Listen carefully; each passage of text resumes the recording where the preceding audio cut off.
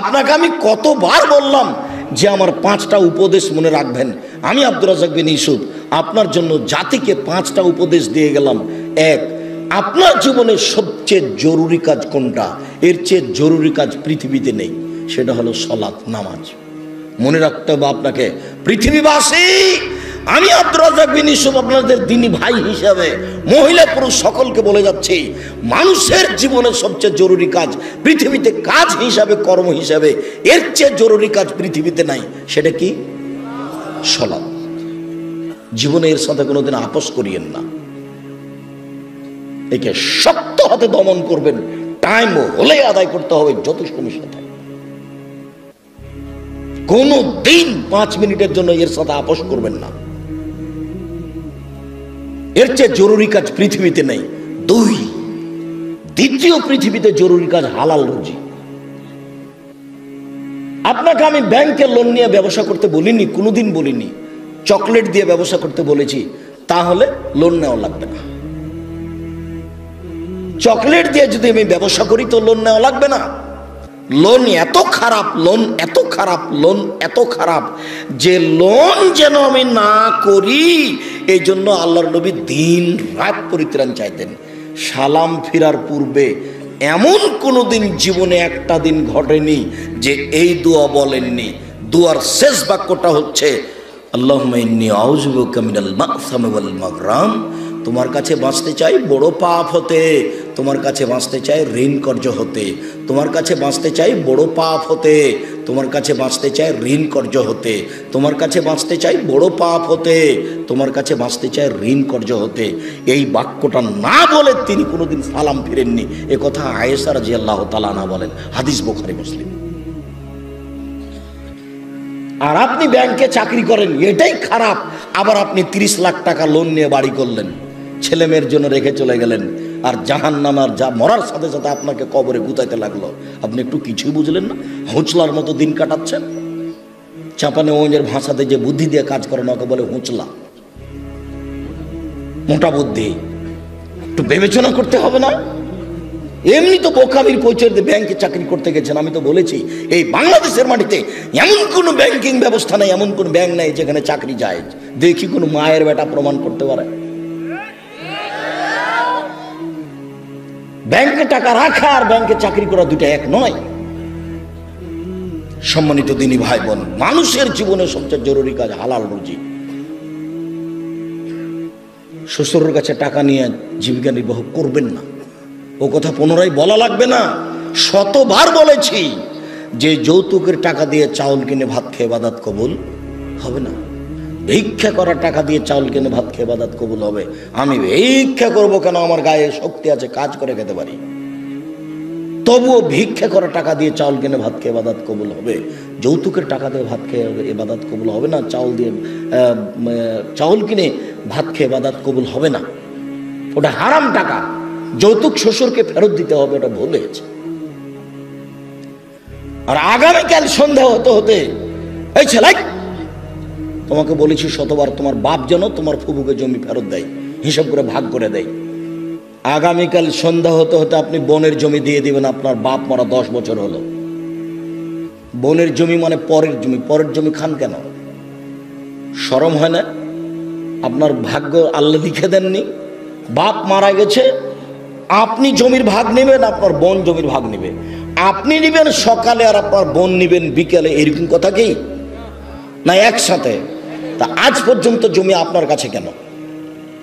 আপনাদের 4 ঘাট কোন দিক থেকে একটা লোক গেছে আমার কাছে, তো বলছে আমি অংশ বন্টনের উপরে ডক্টরেট ডিগ্রি করব, সেই জন্য আপনার কাছে এসেছি। তো কি করবেন? কি বলে আপনাকে কিছু জিজ্ঞাসা করব। প্রথমে বলছে আপনার আমি পরীক্ষা নিব। আমারই পরীক্ষা নেবেন? আচ্ছা ভালো, কি জিজ্ঞাসা করবেন করেন তো। তো কিছু মাসলা জিজ্ঞাসা করলো এই ফারাইজ সম্পর্কে। করার পরে বলছেন আমাকে এইটাই মনে হয় আমার পরীক্ষা। সেটা হলো এই, আপনার বাপ মারা গেছে না বেঁচে আছেন? মারা গেছেন। কতদিন হলো? এতদিন। তো আপনার জমি জায়গার খবর কি? তা বললাম যে আমার বাপকে মাটি দিয়ে এসে আগে জমি ভাগ করেছি, তারপরে খাওয়া দাওয়া। খাওয়ার আমরা আগে খাইনি, আগে জমি ভাগ করেছি তারপরে খাওয়া। যদিও জমি আমি একটু চিনি, আমার ছোট ভাই চিনে না। আমরা কোনোদিন জমিতেই যাইনি। আমার আব্বা একজন ছোট কৃষক ছিলেন, 20-25 বিঘা জমি রাখতেন। যখন পশ্চিমে থাকতাম তখন বলতো ধান বিক্রি এত টাকা, কালাই বিক্রি এত টাকা, সরিষা বিক্রি এত টাকা, পেঁয়াজ বিক্রি এত টাকা, মোট 1000 টাকা পাঠালাম। তখন আমি ভাবতাম যে আমার আব্বাকে 1000 টাকা সংগ্রহ করতে অনেক পরিশ্রম করতে হয়েছে। ওই কথা আমার এখনো দিনের মতো মনে পড়ে। আমার আব্বা আমাকে বলতেন যে আমি যতদিন বেঁচে আছি ততদিন তোমাকে জমিতে যেতে হবে না, কোনো কাজ করতে হবে না, যদি কাজ করে খেতে হয় তাহলে আমার মরার পরে। আমার এই বাপের আমার এই বাক্যটা আমি ভুলতে পারি না, যে তোমরা যদি কাজ করে খাওয়াই লাগে তা আমার পরে খাও, আমি যতদিন আছি তোমরা ততদিন এই জমি জায়গাতে যাও না। শুকরিয়া, জাযাকুমুল্লাহ খাইর। যেটা বলছিলাম হালাল রুজি, 3 কোরআন তেলাওয়াত, 24 ঘন্টায় একবার কোরআন মাজিদ তেলাওয়াত করবেনই, করতেই হবে, নাহলে কোরআন বিপক্ষে চলে যাবে। বেশি না পড়লেও কি বলেছি সূরা ইখলাস 3 বার পড়েন, একবার কোরআন মাজিদ পড়ার সময় নাকি হবে। কেন পড়েননি আজকে বলেন তো যে আমি পড়েছি? বলেন, এই ছেলে তুমি লাভ দিয়ে বলো যে আমি পড়েছি, একটু হিসাব হয় না কেন? কেন পড়তে পারেন না? কেন পড়তে পারেন না? কি আছে সমস্যা যে পড়তে পারেন না? কেন পড়বেন না? সূরা ইখলাসটা আপনি 3 বার কেন পড়বেন না? নিজেকে মানুষ মনে করেন না? নিজেকে গরু ছাগল মনে করেন? বুঝেও বুঝে না ওরা চক্ষু, বুঝেও বুঝে না ওরা অন্তর আছে বুঝে না, দেখেও দেখে না ওরা চক্ষু আছে দেখে না, শোনেও শোনে না ওরা কান আছে শোনে না। উলাইকা কাল আনাম, তারা পশু প্রাণীর মতো, তারা গরু ছাগলের মতো, তারা কুকুর শ্রীগেলের মতো, ভালো হওয়া যাল বরং তার চেয়ে খারাপ। নিজেকে গরু ছাগল মনে করেন, পশু প্রাণী মনে করেন। কেন আপনি পড়েননি কোরআন মাজিদ? আজকে অন্তত সূরা ইখলাসটা কেন পড়েননি?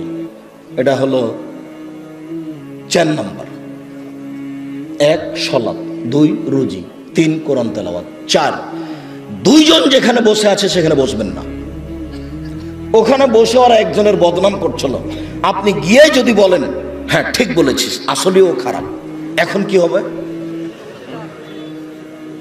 তাহাজ্জুদ সারা জীবনে যা পড়েছেন ওইটা যদি এক পাল্লায় দেওয়া হয়, আর ঠিক বলেছিস আসলেও খারাপ এই বাক্য যদি এক পাল্লাতে দেওয়া হয়, পুরো জীবনের তাহাজ্জুদ হারিয়ে যাবে। আপনি বলতে পারেন, বুঝতে পারেন ল্যাংটা মেয়েকে দেখছি আর গল্প জমাচ্ছি, এটা কত বড় খারাপ, আর মানুষের বদনাম কানে শুনছি, এটা কত বড় খারাপ, আপনাকে আমি বুঝাতে পারি না। 4 জন যেখানে, 2 জন যেখানে বসে আছে সেখানে বসবেন না। 5 ছেলে মেয়ে স্ত্রীর উপরে হন কঠোর, খুব কঠোর, চোখ যেভাবে ঘুরে বউ সেভাবে চলে, তার নাম ক্ষমতা। আহাল পরিবারের উপরে খুব কঠোর হতে হবে, শক্ত হাতে পরিবারকে দমন করতে হবে, নইলে তাহাজ্জুদে আপনি টিকতে পারবেন না। শেষে দেখা যায় বেটির কারণে, বইয়ের কারণে জাহান্নাম হয়ে গেছে। শতদিন বলেছি, আল্লাহ নবী বলছেন 3 শ্রেণীর মানুষ জাহান্নামে যাবে।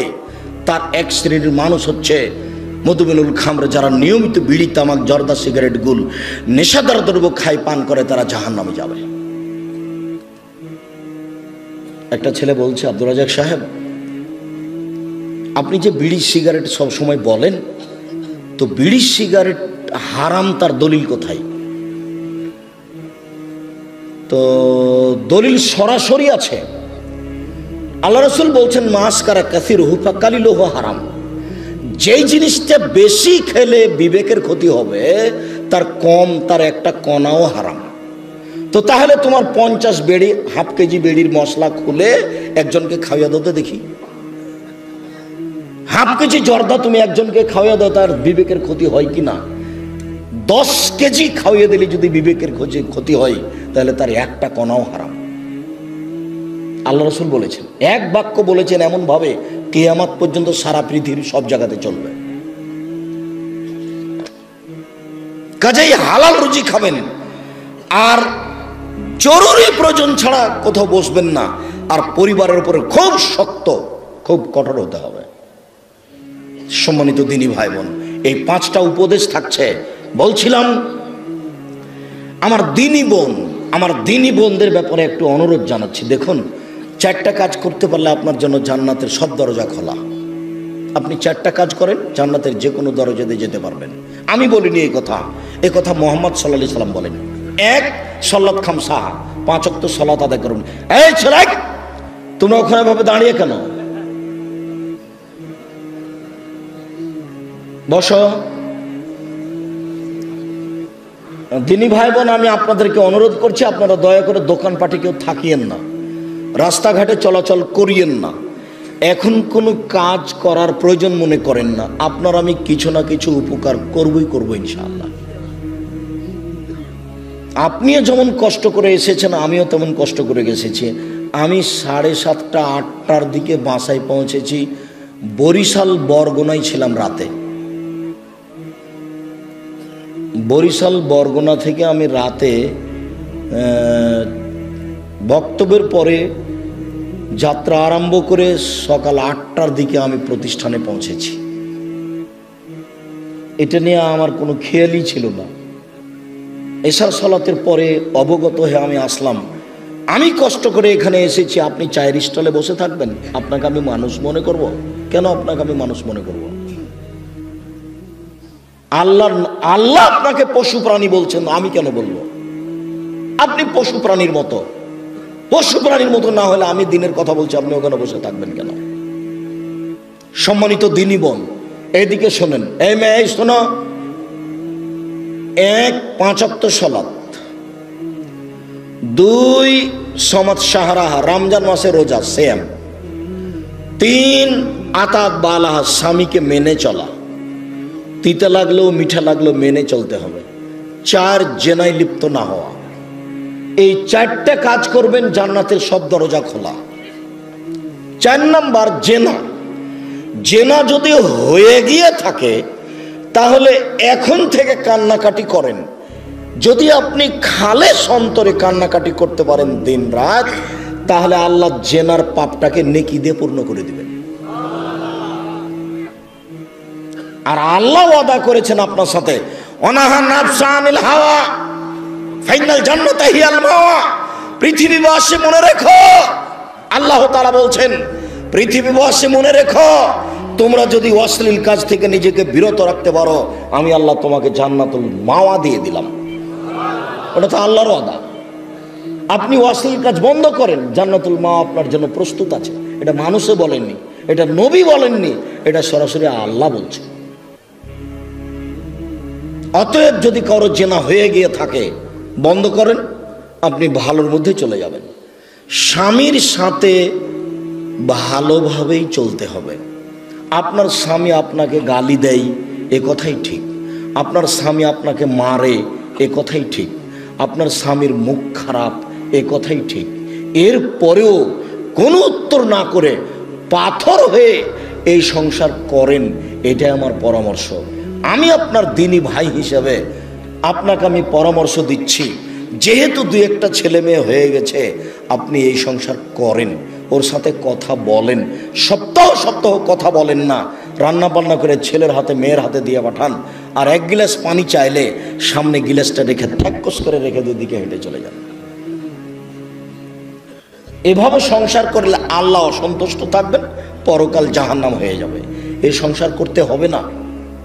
আমার কথা আপনি মেনে চলেন, কষ্ট হোক, মুখ বন্ধ করেন, প্রতিবাদ করিয়েন না, তার সাথে মিশে চলেন, তার পায়ের নিচে দুনিয়া শেষ করে দেন, তাকেই ভালোবেসে দুনিয়া শেষ করে দেন, আপনার জন্য ভালো হবে, জান্নাত হবে।